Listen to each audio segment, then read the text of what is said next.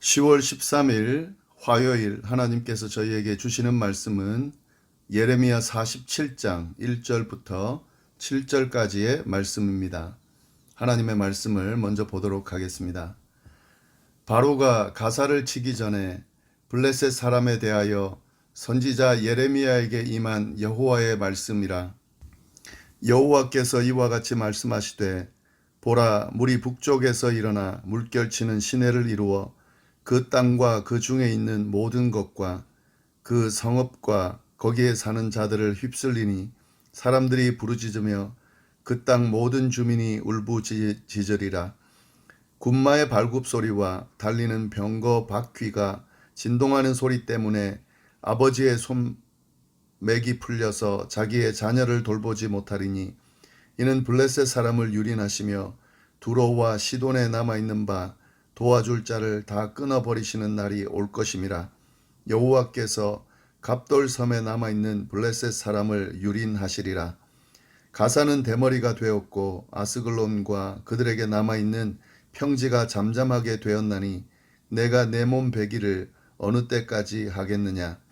오라 여호와의 칼집이여, 내가 언제까지 쉬지 않겠느냐.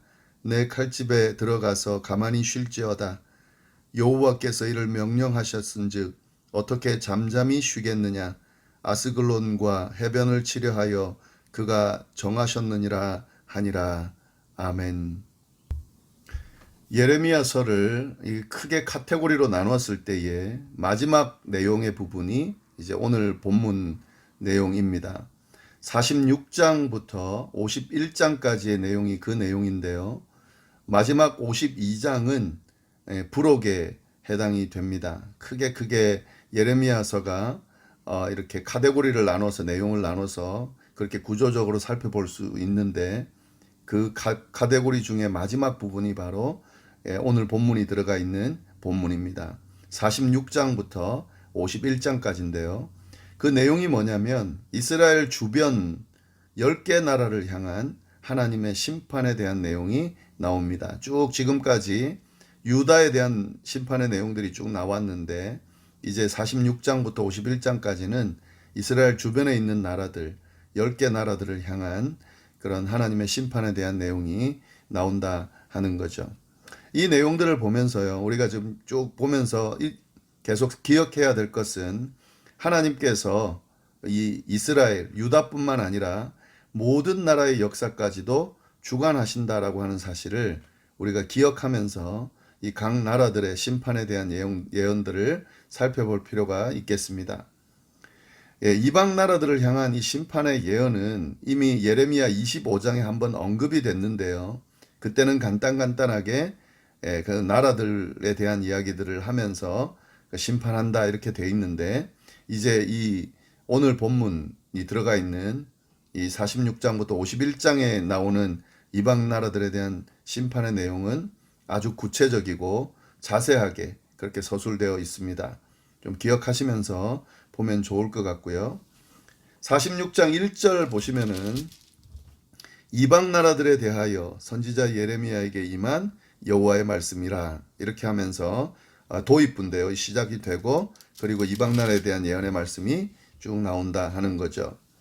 첫 번째 심판의 대상이 되는 나라가 누구냐면 애굽입니다. 우리가 지난 주일 본문, 월요일 본문이기 때문에 살펴보지는 않았지만 애굽을 향한 심판에 대한 내용이 나옵니다. 간단하게 그 내용을 좀 정리할 필요가 있을 것 같은데요. 오늘은 블레셋에 관한 내용이지만 애굽에 대한 내용 간단하게 좀 정리를 해보겠습니다. 애굽이 가장 먼저 심판의 말씀을 듣게 되는데 아마도 그 이유는 이 유다 피난민들이 하나님의 경고, 애굽으로 가지 말라는 경고를 무시하고 애굽으로 도망쳤기 때문에 그 내용과 이어서 아마 이 애굽에 대한 심판의 내용이 먼저 나오는 것이 아닌가 하는 생각을 할 수 있는데요. 그리고 뿐만 아니라 이 이스라엘과 아주 관계가 깊은 나라가 바로 애굽입니다.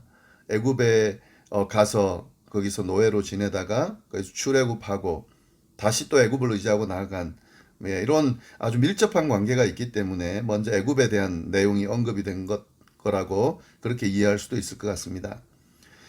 애굽을 향한 하나님의 그 심판 말씀은 크게 두 부분으로 나눌 수 있는데요. 예, 그 첫 번째가 뭐냐면은요.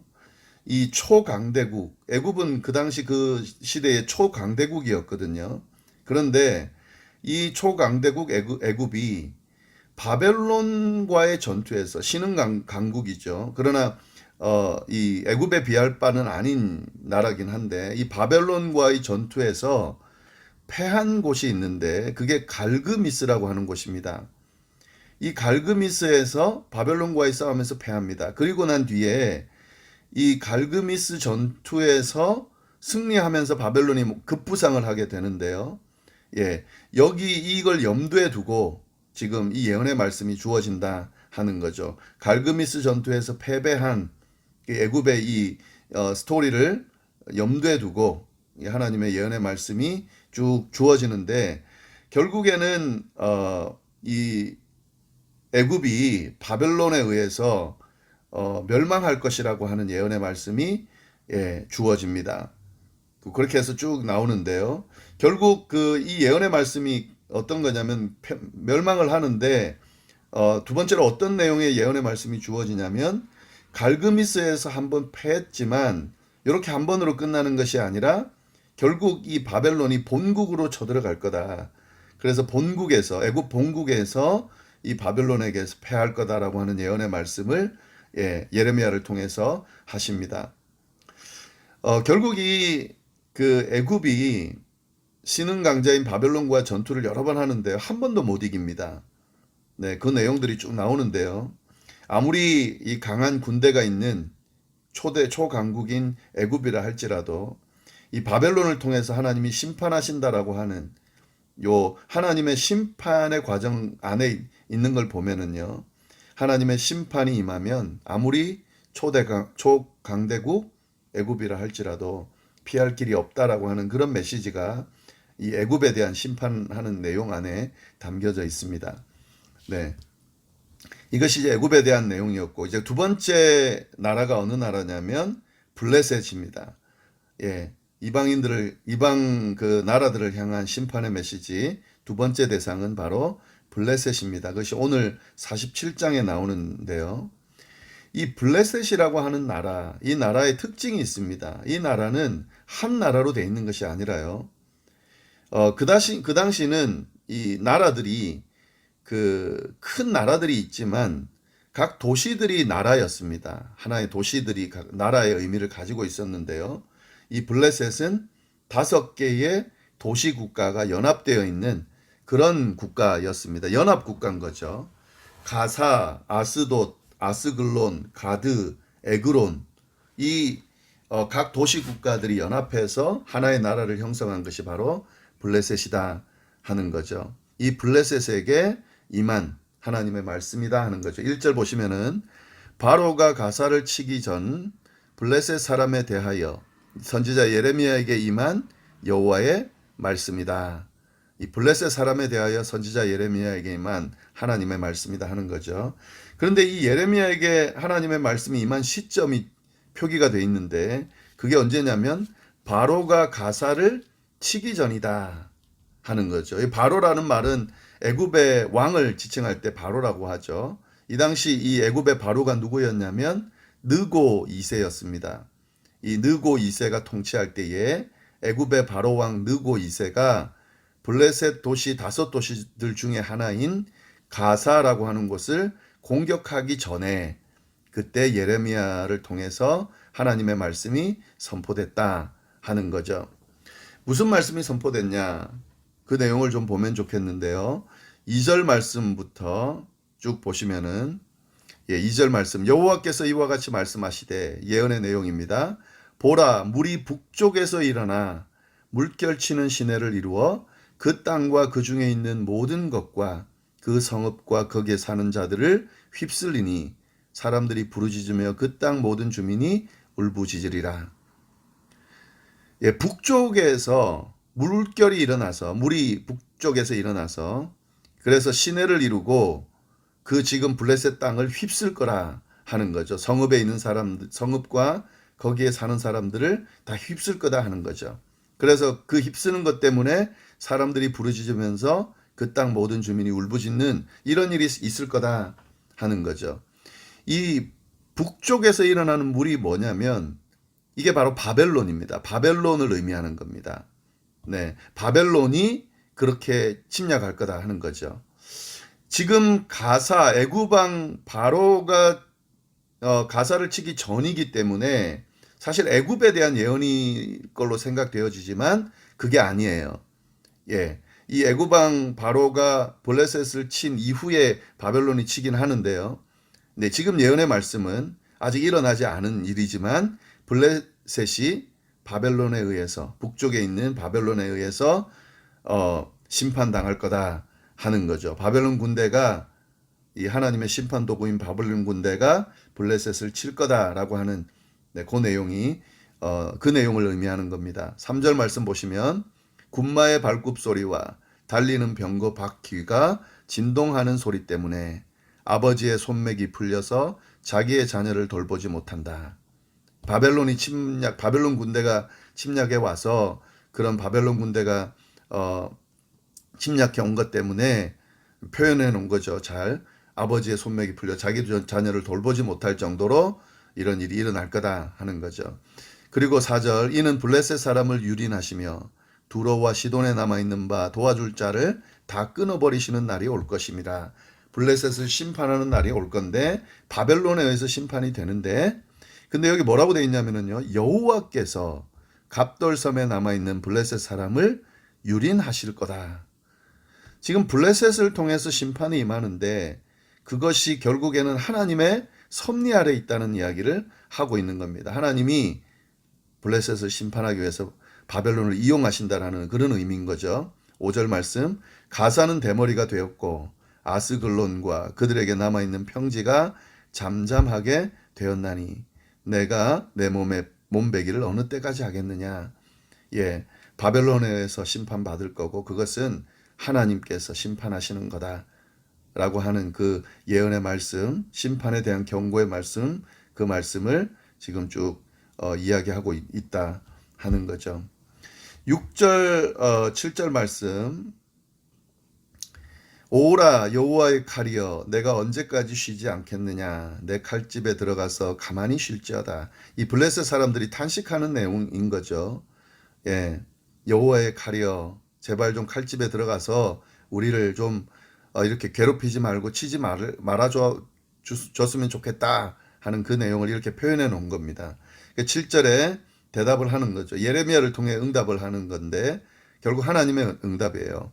여호와께서 이를 명령하셨은즉 어떻게 잠잠히 쉬겠느냐 아스글론과 해변을 치려하여 그가 정하셨느니라. 이게 하나님께서 정하신 거다 하는 거죠. 여호와의 칼이 칼집에 들어가서 쉴 수가 없다는 거죠. 하나님의 명령을 어떻게 거역하겠느냐 하는 거죠.